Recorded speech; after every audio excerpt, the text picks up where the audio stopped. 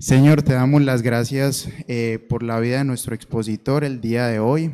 Te damos las gracias por permitirnos reunir como iglesia y también recibir instrucción bíblica. Te pedimos, Padre, que hables a través de su boca, que le des paz en la exposición y que la iglesia esté dispuesta, que los corazones estén atentos a ser exhortados, animados, dirigidos e instruidos por tu palabra, Señor. Te pedimos que nos hables y que esta enseñanza tenga un impacto real en nuestras vidas, que como creyentes pues la asumamos con seriedad y nos lleve esto a la acción. Bendecimos a los chicos, pedimos que siembren la palabra en sus corazones y que conozcan tu evangelio, Señor, que se conozcan necesitados de la gracia y el perdón que solamente es posible a través de Cristo. Te damos las gracias en el nombre de Cristo Jesús. Amén. Buenos días, hermanos. Buenos días. Estamos contentos y felices. Gracias por la invitación al cuerpo de ancianos, aquí al hermano Juan Carlos. Es una bendición. Yo mirando aquí que aquí el que más trabaja en esta iglesia es este paral, ¿no? Cada rato es para arriba, para abajo, para arriba y para abajo, según varía la estatura aquí de los hermanos en la iglesia. Vamos a estar hablando acerca del culto familiar. El culto familiar. El día de hoy estaremos tocando lo que es fundamentos bíblicos e históricos acerca del culto familiar y posiblemente, no sé si es en un mes, estaremos hablando de manera práctica y de manera aplicativa acerca del culto familiar. Quisiera iniciar con un estudio de investigación que hicieron unos maestros, unos investigadores con respecto a 100 jóvenes. Durante un año estuvieron analizando la vida de 100 jóvenes de edades entre 11 y 14 años. ¿Y qué encontraron? ¿Qué resultados obtuvo esta investigación respecto a qué inclinaciones tenían estos jóvenes con respecto a sus vidas y sus intereses? 10 puntos dio como resultados. Primero, una inclinación a un consumo desmedido de redes sociales. De pronto usted va a estar de acuerdo con muchos de estos puntos. Número 2, inicio de relaciones amorosas de diversa índole a muy temprana edad. Número 3, dependencia de sustancias adictivas como vapeadores. Número 4, manifestación abierta de rebeldía hacia los padres. Número 5, falta de respeto al prójimo en diversas formas. Número 6, pereza y apatía ante cualquier tarea que implique algún grado de esfuerzo. Número 7, soberbia y desobediencia ante las autoridades establecidas. Número 8, pérdida de un auténtico interés por el estudio. Número 9, incapacidad de aspirar a metas significativas. Y número 10, carencia de un verdadero temor de Dios. Cualquiera de esas 10 cosas pudiéramos decir que es la realidad de nuestra sociedad. Pero lo triste y lo duro y bien doloroso de este estudio es que estos 100 jóvenes afirman 3 cosas. Afirman haber sido cristianos desde muy pequeños. Afirman pertenecer a un hogar cristiano y afirman asistir regularmente a una iglesia cristiana. Hay que aclarar que obviamente no todos reúnen las 10 características, pero es parte de lo que está sucediendo en la juventud y en la niñez de los que nos decimos llamar cristianos. Y la conclusión del estudio es que no hay mucha distinción en un colegio, en una fiesta o en un parque. Cuando hay muchos jóvenes, no hay mucha distinción entre un joven que se dice ser cristiano y uno que no lo es. La pregunta que deberíamos hacernos es, ¿son verdaderamente cristianos estos jóvenes de este estudio? De estos 100 jóvenes que hicieron parte de este estudio. Proverbios capítulo 30 trae unas frases realmente apabullantes. Dice Proverbios 30, hay una generación que maldice a su padre y a su madre no bendice. Hay generación que no se ha limpiado de su inmundicia. Hay generación que devora a los padres. Hay generación que con su ojo escarnece a su padre y menosprecia la enseñanza de su madre. ¿Qué palabras de las cuales debemos tener cuidado de que no estén pasando en nuestra juventud que nos rodea y más de aquella que es cristiana y está cerca a nosotros? ¿Qué es lo que está sucediendo en el mundo? Y es una realidad. Que el reloj, el péndulo se fue para el tema de los derechos. Por todos lados están derechos, derechos, derechos, y hemos perdido el tema de los deberes.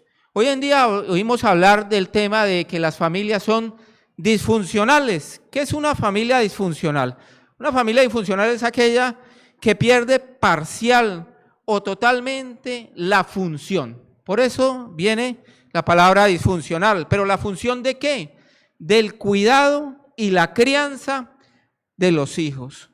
Un hermano anciano de nuestra iglesia decía en una de las predicaciones, durante un año se estuvo predicando en la iglesia que asisto sobre la familia, y él decía: la familia cristiana está padeciendo los mismos males que las familias no cristianas, las mismas tentaciones y las mismas dificultades. ¿Por qué? Porque el diagnóstico que tenemos en nuestro país y en nuestra sociedad no es el mejor posible. Por ejemplo, en cuanto al aborto, se creen que en Colombia hay casi 400.000 abortos al año en este país. En cuanto a la homosexualidad, los grupos LGTBIQ+, dicen que pueden tener hasta 500.000 personas en este tipo de grupos. La adopción homoparental, que los homosexuales estén adoptando niños, ya en Colombia van más de 100 niños adoptados por parejas del mismo sexo. La violencia intrafamiliar, el año pasado rompimos récord en violencia intrafamiliar, más de 100.000 casos de violencia, y lo curioso, ¿no? Los días más violentos, el Día de la Madre y el Día del Amor y la Amistad. Las adicciones a las que están expuestas las familias, el alcohol, la pornografía, el juego, la nicotina, las sustancias psicoactivas, y qué hablar de algo que está destruyendo tremendamente las familias, como son las redes sociales. Redes sociales que siempre se ha dicho, ¿no? Nos acercan los que están más lejos, pero nos alejan de los que están más cerca. En cuanto al adulterio, en un estudio quedó clarificado de que Colombia es el segundo país con personas más infieles de Latinoamérica. Y la realidad es que el adulterio destruye las familias, destruye las familias. En cuanto al divorcio, en Colombia aproximadamente hay 24.000 divorcios anualmente, 24.000 divorcios, pero en algunos países se han hecho estudios donde los divorcios entre las familias católicas y las familias protestantes casi es el mismo porcentaje de nivel. Las notarías dicen que cada día la gente se está divorciando menos, pero es porque cada vez la gente se está casando menos. ¿Por qué? Porque han entrado en juego a nuestra sociedad los millennials. ¿Qué sucede con los millennials? Los llamados nativos digitales no quieren casarse y no quieren tener hijos. En los últimos puntos en este diagnóstico hablemos de la irresponsabilidad paternal. Los padres no están criando a sus hijos, sino los están delegando. Cuando el propio presidente de la República se le cuestionó acerca de su hijo, su respuesta fue: yo no lo crié. Así de fácil se lavó las manos nuestro presidente. Y es lo que sucede, no criamos a los hijos, ¿sí? Y se los estamos delegando a terceras personas. El regalo, la heredad que nos ha dado Dios, la entregamos en manos de otros, en muchachas de servicio, en profesores, en compañeros de colegio, en otros familiares, los entregamos a los vecinos, a los amigos de la calle, a las asesorías de tareas, a las redes sociales, a los videojuegos. Tenemos una conferencia muy buena llamada Huérfanos en Facebook, porque es que un joven cuando entra a una red social allá queda huérfano totalmente. No hay padre ni madre que los estén cuidando. También delegamos nuestros hijos a la televisión, ahora a las plataformas que tanto están de moda, a las guarderías, o se los entregamos inclusive a una mascota para que sea su compañía, ¿sí? Pero no debe ser una prerrogativa que los padres deleguen a sus hijos. Todo lo contrario, es un privilegio la crianza de los hijos. ¿Y qué decir del entretenimiento a la cual están expuestos nuestros hijos? Entretenimiento que realmente nos conduce al mundo, pero nos aleja de Dios. Hay que tener cuidado con eso. Y más hablando específicamente de las familias cristianas, el yugo desigual. El yugo desigual. Y si pudiéramos seguir aquí dando un diagnóstico, la lista sería interminable de los problemas que pueden acaecer nuestras familias en la sociedad. Literalmente, lentamente vemos el derrumbe de la familia en la sociedad, ¿sí? Vemos el derrumbe de nuestras familias en la sociedad. Y por eso, de manera apremiante, debemos volver a los principios bíblicos, a los principios bíblicos. Las iglesias no necesitan más eventos, más programas, más actividades. Las iglesias necesitan volver a hacer lo que diga la palabra de nuestro Dios, lo que diga la palabra de nuestro Dios. ¿Por qué? Porque la idea de que un hijo nuestro pase la eternidad en el infierno debería ser algo estremecedor para nuestras vidas, para nuestras vidas. Oseas capítulo 14, versículo 19 dice, porque los caminos de Jehová son rectos y los justos andarán por ellos. Y estamos viendo, padres cristianos, que sus hijos no están andando por caminos rectos y justos, como dice este versículo. Y esos hijos ya pueden tener 20, 30, 40 años. Y es doloroso para estos padres. Es muy doloroso, ¿sí? ¿Y qué sucedió? De pronto estos padres no hicieron la tarea de manera correcta. Por eso la motivación hoy y el culto familiar es volver a las sendas antiguas, volver al culto familiar, a la adoración familiar o al altar familiar, como lo han llamado algunos. Simplemente con culto familiar nos estamos refiriendo a orar en familia, a leer la palabra de Dios en casa, a abrir las escrituras en el hogar y a cantar himnos y a alabar y adorar a Dios en familia. Simplemente estamos hablando de eso. Vamos a mirar hoy dos enfoques importantes. Uno, un contexto bíblico de los niños a lo largo de la historia de la Biblia. Un contexto bíblico. Y en segundo lugar, un contexto histórico de los últimos 2000 años que ha sucedido en la historia de la iglesia. Y para la próxima vez que nos veamos, estaremos hablando ya de una manera práctica y aplicativa de cómo implementar el culto familiar en el hogar. Vamos con el enfoque bíblico. Lo primero que encontramos en la Biblia son las palabras de Dios acerca de Abraham. En Génesis 18 dice Dios, porque yo sé que mandará a sus hijos y a su casa después de sí, que guarden el camino. O sea, Dios sabía de antemano que Abraham iba a instruir a sus hijos y les iba a contar las maravillas de Dios y los iba a guiar.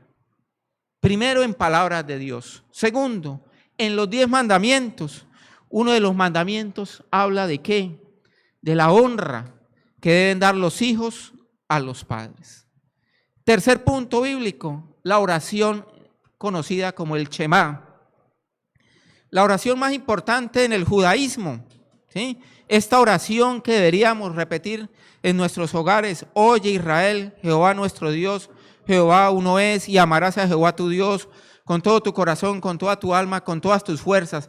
Y estas palabras que yo te mando hoy estarán sobre tu corazón. ¿Y qué vas a hacer con estas palabras? Y las repetirás a tus hijos. Y las repetirás a tus hijos. Y hablarás de ella estando en tu casa y andando por el camino y al acostarte y cuando te levantes. Estas palabras realmente fueron cultivadas por el pueblo de Israel por muchos años. El paso del conocimiento de generación en generación fue importante para el pueblo judío. Los padres enseñaron el Shema a sus hijos desde temprana edad, enseñándoles a recitar estas hermosas palabras. En estos días me llegaba al WhatsApp un mensaje que hoy en día les digo, hermanos, tengan mucho cuidado y filtren todo ese montón de mensajes que llegan por WhatsApp y por redes sociales. Escuche esta frase que pudiera sonar maravillosa, ¿cierto? Y cualquier predicador que la diga, quedarían todos maravillados, ¿cierto? Dedica tiempo de calidad a tus hijos y tendrás hijos de calidad con el tiempo, ¿cierto? ¡Wow! ¿No? Dedica tiempo de calidad a tus hijos y tendrás hijos de calidad con el tiempo.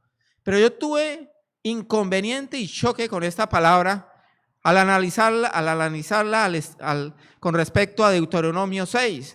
Porque hoy en día tiempo de calidad es que usted va a agarrar los sábados de 3 a 4 de la tarde y es el tiempo para su hijo no más, esa hora semanal. Y aquí lo que nos está diciendo Deuteronomio 6 es cuando te levantes, al acostarte, cuando andes por el camino, no es tiempo de calidad. Es a full time, es a tiempo completo, ¿sí? O sea, en otras palabras, no hay tiempo libre para el padre que quiere ser fiel a su vocación de padre. No hay tiempo libre. Número 4, cuarto punto, en cuanto a guardar la ley, recordemos esos pasajes bíblicos de bendiciones por la tierra prometida y de maldiciones también.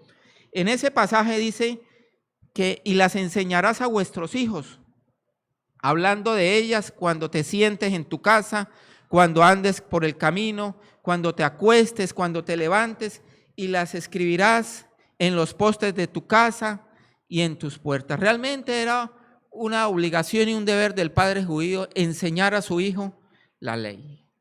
Miremos otros puntos. El quinto punto, los niños congregados, que también era importante congregar a los niños. El profeta Joel, en situaciones graves de la nación de Israel, convocó a toda la asamblea. ¿Pero a quiénes convocó? Dice Joel 2, convocad asamblea, reunid al pueblo, santificad la reunión, juntad a los ancianos, congregad a los niños y a los que maman. Joel capítulo 1, iniciando el profeta, este texto dice, palabra de Jehová que vino a Joel, hijo de Petuel, de esto contaréis a vuestros hijos, y vuestros hijos a sus hijos, y sus hijos a la próxima generación. Es así como debería ser la transmisión de la palabra de Dios hoy en día. Que nosotros le contamos a los hijos las maravillas de Dios, el poder de Dios, todo lo que Dios ha hecho en nuestras vidas. Y así nuestros hijos la irán contando también a la siguiente generación. Punto número 6, en cuanto a la lectura de la ley, Esdras, cuando leyó la ley, dijo algo muy importante. Entonces el sacerdote Esdras llevó el libro de la ley ante la multitud, que estaba compuesta por hombres, mujeres, niños, capaces de escuchar y de entender. Estaban ahí en el momento en que lee la ley Esdras, niños y jóvenes. ¿Por qué era importante? Porque para el israelita era fundamental que la ley se cultivara, se estudiara y se practicara, se hicieran estas tres cosas. Ahora bien, en el pueblo judío habían celebraciones, muchas celebraciones que deberían ser santas, reverentes y llenas de gozo. Habían conmemoraciones y convocatorias sagradas, ¿sí? Y en cuanto a estas celebraciones, dice Deuteronomio 12, 7 y el 12 dice, y os alegraréis vosotros y vuestras familias, y os alegraréis delante de vuestro Dios, vosotros, vuestros hijos y vuestras hijas, estaban y hacían parte de estas celebraciones. Una de ellas, la Pascua, ¿sí? Donde los padres debían contarle a sus hijos el poder majestuoso de Dios, cómo Dios los había sacado de Egipto. Éxodo 10 dice, para que cuentes a tus hijos y a tus nietos las cosas que yo hice en Egipto. Era responsabilidad de quién en la Pascua, de los padres, de hacer esto. Otro punto importante, cuando habían batallas en el pueblo de Israel, el pueblo de Israel se congregaba ante el Señor para pedir socorro en medio de las batallas. Segunda de Crónicas 20 dice, y todo Judá estaba de pie delante de Jehová. ¿Y quiénes estaban rogando también ahí? Dice, estaban todo Judá, todo el pueblo de Israel, con sus niños, sus mujeres y sus hijos. También estaban los niños enterados de lo que pasaba en el pueblo de Israel. Otro punto importante, el día de reposo por causa del hombre, ¿no? El día de reposo. Dios estableció que en este día los niños también deberían rendir culto en ese día a Dios. ¿Por qué? Porque el mandamiento decía, 6 días trabajarás y harás toda tu obra, mas el séptimo día es reposo a Jehová tu Dios. Ninguna obra harás tú, pero tampoco ninguna obra hará tu hijo ni tu hija, porque ellos ese día también tenían que adorar a Dios. Y en el discurso de despedida de Moisés, es interesante lo que dice Moisés. Uno siempre que se despide, dice las cosas como más importantes que quiere recalcar en las personas oyentes. Y mire lo que dice Moisés, dice en Deuteronomio 5, 13 y 14, 6 días trabajarás y harás toda tu obra, mas el séptimo día es reposo a Jehová tu Dios. Deuteronomio 32 dice, aplicad vuestro corazón a todas las palabras que yo os testifico hoy, para que las mandéis a vuestros hijos, a fin de que cuiden de cumplir todas las palabras de esta ley. Este fue el mandato de despedida de Moisés, decirle a los padres de familia, estas palabras que han quedado escritas en la ley, por favor, dénselas a sus hijos, dénselas a sus hijos. Ahora bien, otro punto importante que tenemos en el Antiguo Testamento es que Dios nos dejó un libro completo, los Proverbios, para instruir a nuestros hijos. El libro de Proverbios, que no es un libro de buenos modales, pero sí nos ofrece claves importantes para la vida y para guiar y enseñar a nuestros hijos. El comentarista William MacDonald dice, Proverbios tiene como fin evitar que los jóvenes cometan vergonzosos errores que han cometido sus antecesores, que han cometido sus padres, ¿sí? Y de manera muy especial nos guía Proverbios en la crianza de los hijos. 23 veces aparece la expresión, hijo mío, hijo mío, guarda el mandamiento de tu padre y no dejes la enseñanza de tu madre, ¿sí? En otras partes dice que hay que atarlos al cuello, que hay que tenerlos como adornos. En una juventud que quiere tener collares, aretes, piercing, cualquier tipo de adornos, el mejor adorno que nos dice Proverbios es que ese niño obedezca a su padre y a su madre. En algunas partes de Proverbios que dice, hijo mío, dice así, hijo mío, escucha la instrucción de los padres. Hijo mío, atesora los mandamientos. Hijo mío, camina por senderos rectos. Hijo mío, acepta la disciplina. Hijo mío, recibe consejo. Hijo mío, guarda la sabiduría. Hijo mío, presta atención a las enseñanzas. Hijo mío, vuélvete sabio. Hijo mío, teme a Jehová. Hijo mío, entrega el corazón a Dios. 23 veces, hijo mío, ¿sí? Y un proverbio muy conocido, Proverbios 22:6, instruye al niño en su camino. Los teólogos dicen que una explicación y una traducción más literal de este pasaje sería, instruye al niño desde el comienzo de su camino, desde que está pequeño. Es importante.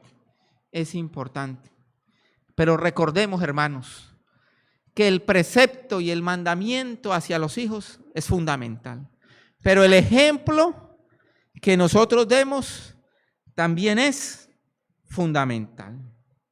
Ahora bien, llegando al Nuevo Testamento, el versículo de que hay que dejar los niños, venid a mí, dijo Jesús, ¿cierto? Y no se lo impidáis. ¿Por qué? Porque en ocasiones los padres podemos ser los obstáculos de que los niños lleguen a los pies de Jesucristo.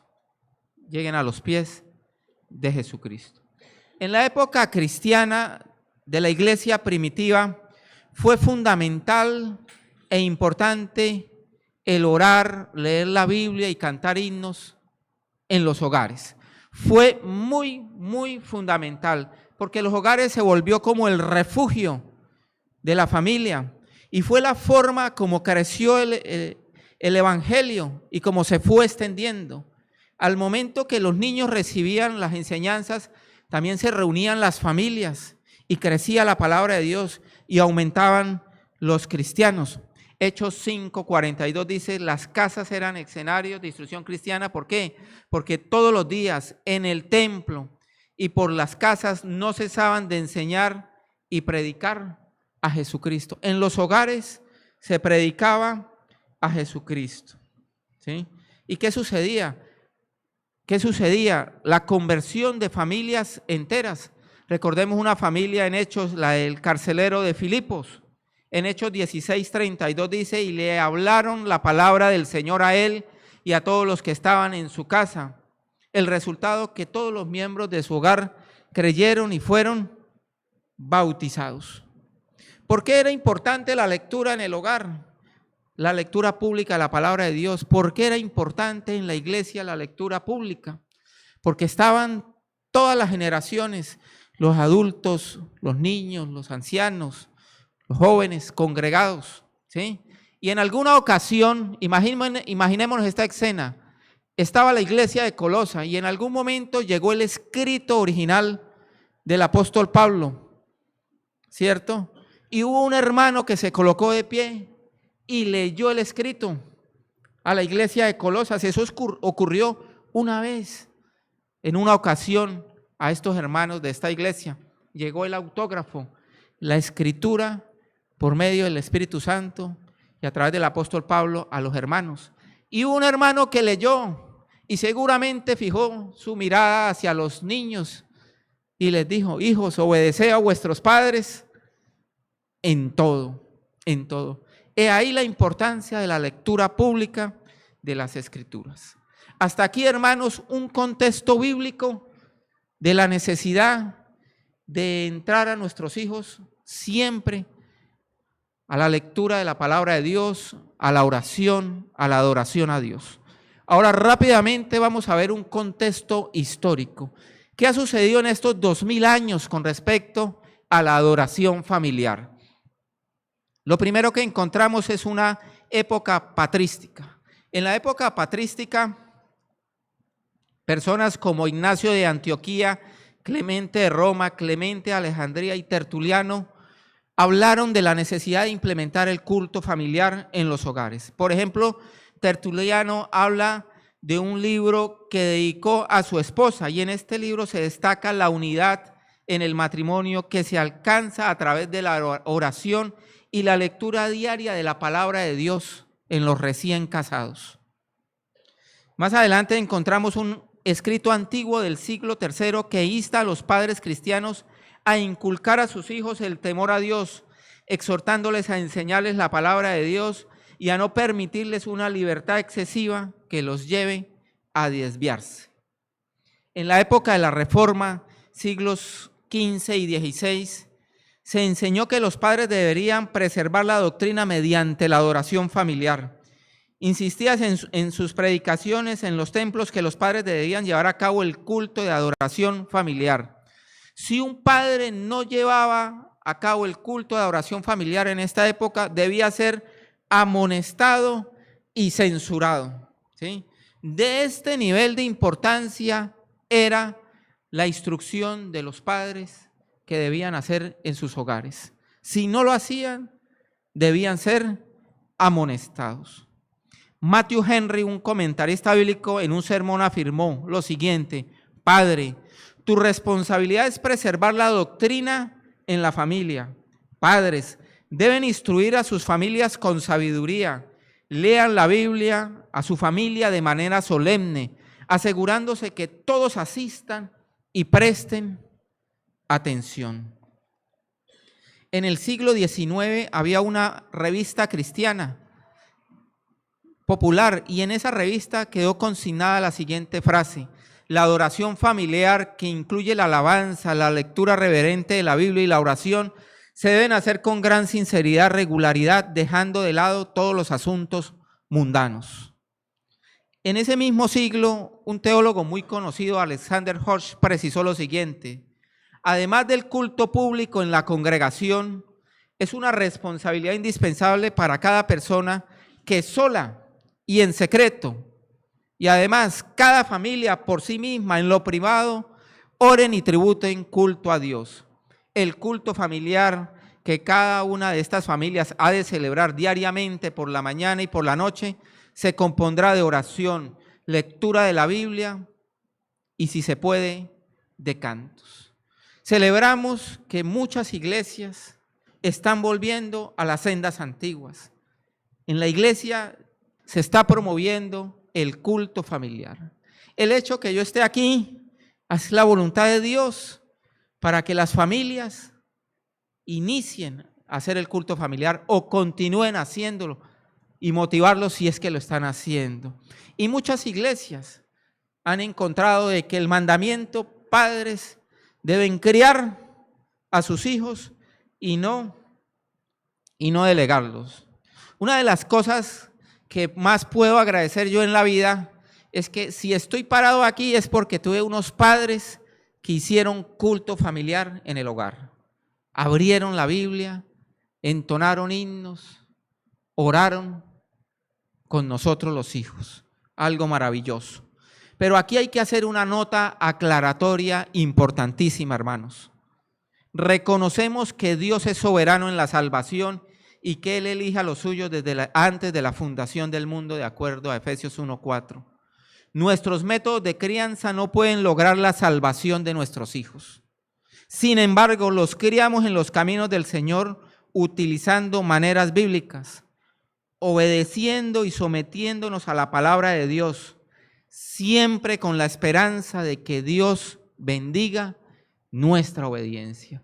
Nuestra tarea y responsabilidad es criar a los hijos en los caminos de Dios y dejar en manos, como decía ahorita el pastor, confiar en Dios que Él hará, en Dios que Él hará. Hermanos, para finalizar, hay una historia muy maravillosa, la historia de un astronauta llamado Rick Husband. Rick Husband era el encargado del transbordador espacial, el piloto principal, para sacar y ir al espacio, al Columbia, en el año 2003. Ese año el transbordador sale del espacio y 18 días después, su regreso, el transbordador explota y fallecen los 7 tripulantes, los 7 astronautas. Inmediatamente usted lo podrá buscar en Google, la noticia, los medios de comunicación se inclinaron a ver qué había pasado con el astronauta, con los tripulantes.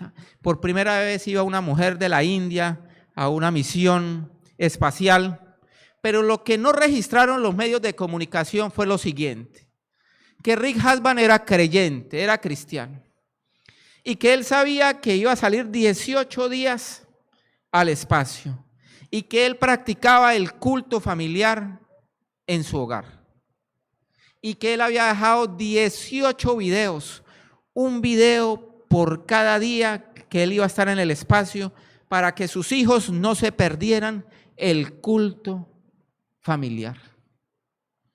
Años después, la esposa escribió un libro titulado Un alto llamado, y seguramente un alto llamado para un ser humano, ser astronauta y pilotear una nave de estas al espacio, ¿cierto? Un alto llamado, pero un llamado mucho más alto, hermanos, que tripular una nave espacial, y es conducir los hijos a Cristo. Lo invito a que se coloque de pie y vamos a orar. Padre Santo, te damos gracias por la oportunidad que nos das de dar esta enseñanza tan importante, Señor. El recordarnos que somos como padres los responsables de la crianza de los hijos. Y hoy te pedimos perdón, Señor, si hemos fallado, Señor, en enseñarle a nuestros hijos tu palabra. Ayúdanos, Señor, a sacar tu palabra en nuestro hogar, en nuestra familia. Ayúdanos a cantar cantos de adoración en nuestro hogar. Ayúdanos, Señor, danos la fortaleza para orar unidos, tomados juntos de las manos, Señor, con nuestros hijos, con nuestra familia, Señor. Hoy recordamos lo que le dijo el rey David a Salomón, su hijo. Y tú, Salomón, hijo mío, reconoce al Dios de tu padre y sírvele con corazón perfecto y con ánimo voluntario, porque Jehová escudriña los corazones de todos y entiende todo intento de los pensamientos. Si tú le buscares, lo hallarás, mas si lo dejares, él te desechará para siempre. Que podamos decirle nosotros a nuestros hijos lo mismo, Señor. Que ellos busquen del Señor en todo tiempo, mientras hay oportunidad y posibilidad, para que no sean desechados por el Señor. Gracias, Señor, por este mandamiento tan hermoso, Padre, y que podamos sentar a nuestros hijos en las piernas, abrirles las Escrituras y hablarles las maravillas y del poder de Dios, de tu poder, de todo lo maravilloso y todo lo que haces. Gracias, Señor. Hoy oro por esta iglesia, Señor. Oro por sus pastores, sus ancianos, por todos los miembros que asisten, Señor, para que tú bendigas sus familias, Señor, para que tú los guardes, Señor, para que tu mano poderosa sea sobre cada uno de ellos, cuidándolos, Señor, y siempre motivándonos a estar pegados a tu palabra. Te lo pedimos en Cristo Jesús. Amén. Muchas gracias, hermanos.